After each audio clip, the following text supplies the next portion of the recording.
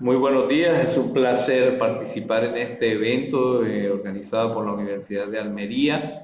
Es muy grato saludarlos desde Barranquilla, Colombia, acá desde el Caribe colombiano, donde estamos haciendo investigación y trabajo en la Universidad Nacional Abierta y a Distancia. En el día de hoy voy a presentar la ponencia El constructo proyecto de vida desde un modelo de tareas. Soy Alfredo Rojas Otalora, psicólogo, doctor en psicología, docente asociado a la Universidad Nacional Abierta y a Distancia y pertenezco al grupo de investigación Psicología, Desarrollo Emocional y Educación en el cual está inscrito este trabajo. Bien, en nuestro ejercicio vamos a mostrar cómo es importante presentar un modelo de tareas para evaluar el proyecto de vida. Entonces, hacemos una introducción de la temática donde hablamos de que el proyecto de vida es un concepto utilizado ampliamente en las diferentes profesiones de ayuda y educación y al trabajar sobre este concepto hemos encontrado que hay poca literatura organizada, es decir, no existe una teoría, no existe una definición, no existe una organización, se da por sentado que todo el mundo lo comprende, pero no está sistematizado de manera muy clara. Y por lo tanto, se va a trabajar en los aportes para esta dirección. En nuestro grupo de investigación y en el trabajo personal mío, he estado desarrollando este concepto desde hace algunos años, dándole una proyección para mirarlo como un constructo motivacional desde la psicología del desarrollo. Entonces, complementario a esa investigación del proyecto de vida, está esta propuesta de establecer un modelo de tareas. Y pues tenemos que tener en cuenta que estos modelos de tarea ya se han utilizado en algunas conceptualizaciones del desarrollo. Lo que se busca es establecer una base de desarrollo conceptual para integrar elementos que enriquezcan el campo, o sea, el campo del estudio del proyecto de vida, pero con una herramienta de soporte y de estructuración que sería el modelo de tareas. Entonces, esto facilita la investigación y el análisis. El proyecto de vida lo tomamos y lo hemos definido en algunos trabajos anteriores como un constructo de la psicología del desarrollo.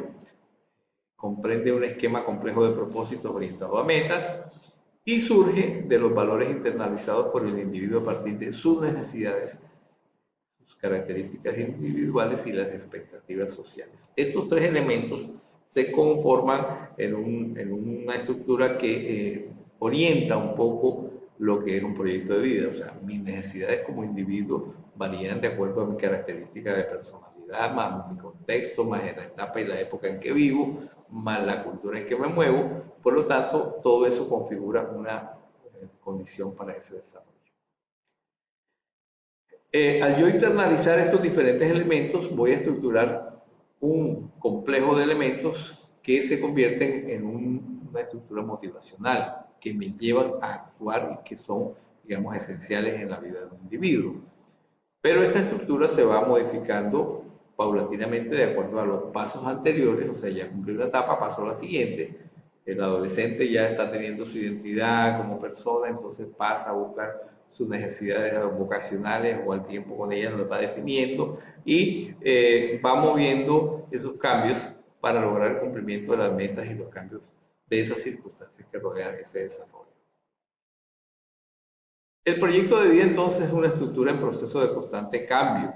Esta estructura, precisamente debido a lo que acabamos de comentar, tiene mucha variedad, pero hay unos elementos comunes a la mayoría de los individuos.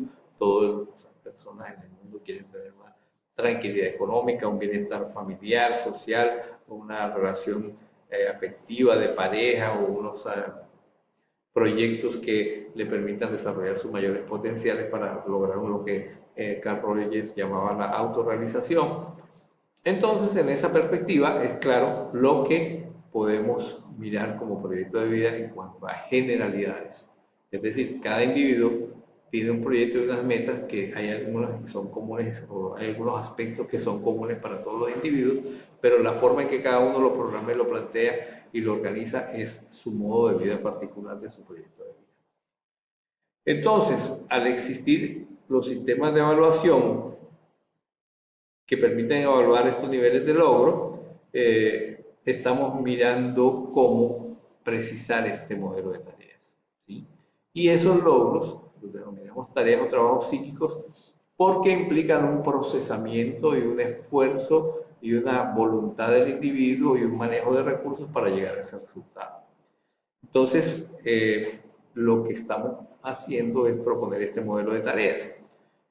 Y por lo tanto, vamos a proceder a trabajar los conceptos del modelo de tareas.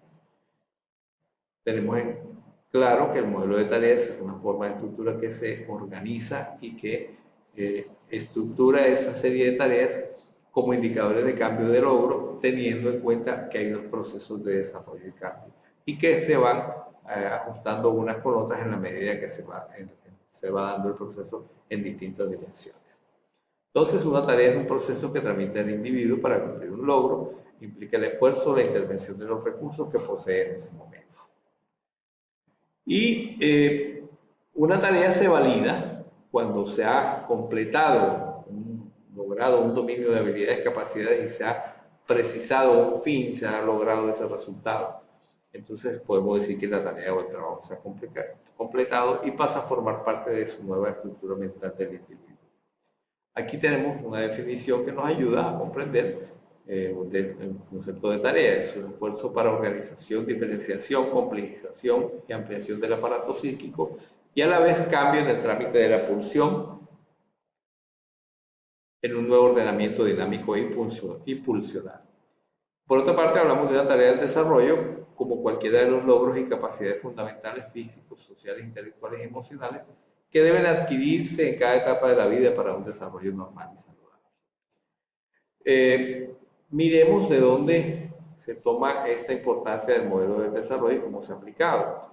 Muchos autores en las teorías de la evolución y del desarrollo del individuo plantean procesos por etapas y utilizan modelos de tareas. Entonces, dentro de ellos tenemos los clásicos del psicoanálisis como Freud, que hablaba de unas etapas que se debían cumplir, que hablaba no lo dijo específicamente como el concepto de tareas o trabajos, pero posteriores autores lo estructuraron como tareas o trabajos o logros o superación de conflictos, como lo plantea Erickson, y modelos de tareas específicamente como lo plantea Peter Bloch sobre la adolescencia. Otros elementos más recientes son los propuestos por los estudios, por ejemplo, de Sarita Friedman para la latencia y los propuestos por mí también para la latencia, donde se estructuró un programa de intervención y prevención del desarrollo psicoafectivo que los implica. En estos diferentes modelos encontramos entonces la estructura para precisar cómo evaluar el proyecto de vida. Y aquí planteamos los elementos y luego la estructuración del modelo en sí. Primero empezamos con el concepto de tarea que ya hemos desarrollado y explicado. Hablamos de tarea o trabajo psíquico porque es un proceso que implica al individuo y que tiene que tener una voluntad y un ejercicio con unos recursos. Hablamos de los orígenes de las tareas porque hay unas estructuras ambientales que permiten, que generan estos orígenes de las tareas.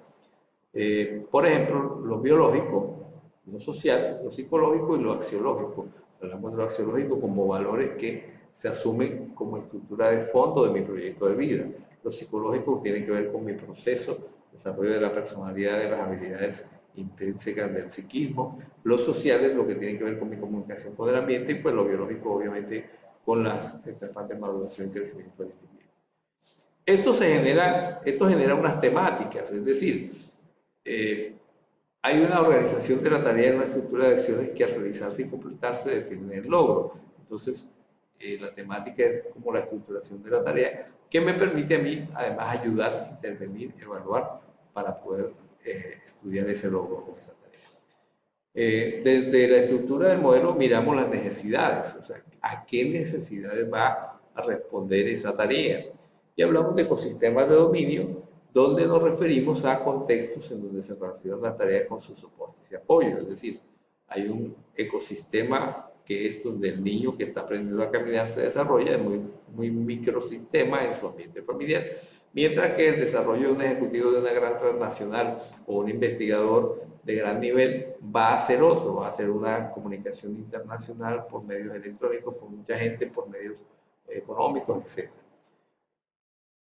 Complementario a esto está un enfoque de bienestar, donde evaluamos si estas tareas se orientan más a los aspectos hedónicos del bienestar, o sea, la satisfacción inmediata, de placer, de sentirse bien en el momento y en corto plazo, o a los aspectos eudaimónicos, que son aquellos que plantean como la autorrealización a largo plazo, qué es lo que yo quiero estar orgulloso de haber hecho durante mi vida en el mediano o largo plazo. Y por último, tenemos en cuenta aspectos de la personalidad, es decir, hay factores que tienen que ver con algunas características de la personalidad. Entonces, por ejemplo, para un adolescente que es introvertido o algo neurótico, las capacidades de interacción social le van a costar un poco más de trabajo que aquel que es extrovertido o abierto a las experiencias.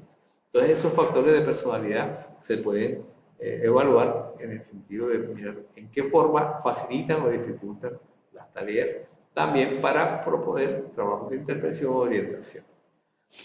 Y aquí está el modelo estructurado, el modelo de tareas con una tarea como ejemplo. La tarea consiste en la consolidación y ampliación de la identidad de género y estructuración del yo. O sea, en el niño, en el joven preadolescente o bien en el adolescente temprano, este es un proceso. Yo estoy definiendo mi identidad de género y estoy estructurando mi yo a medida en que voy a tener esto como un argumento una visión del individuo como tal para proyectarse con lo que yo siento y tengo claro que es mi estructura de género. Entonces, ¿de dónde viene esta tarea? Viene del desarrollo de las características sexuales secundarias que implican una sensualidad y sensibilidad que se asocian a la identidad sexual y a la experimentación de sensaciones y vivencias sexuales, los cuales a su vez requieren aceptación y elaboración de las mismas. Entonces, yo tengo que sentirlo y manejarlo en un contexto y sentir que no es malo y sentir que hay otras personas con las que lo puedo compartir. Entonces, ese es un proceso.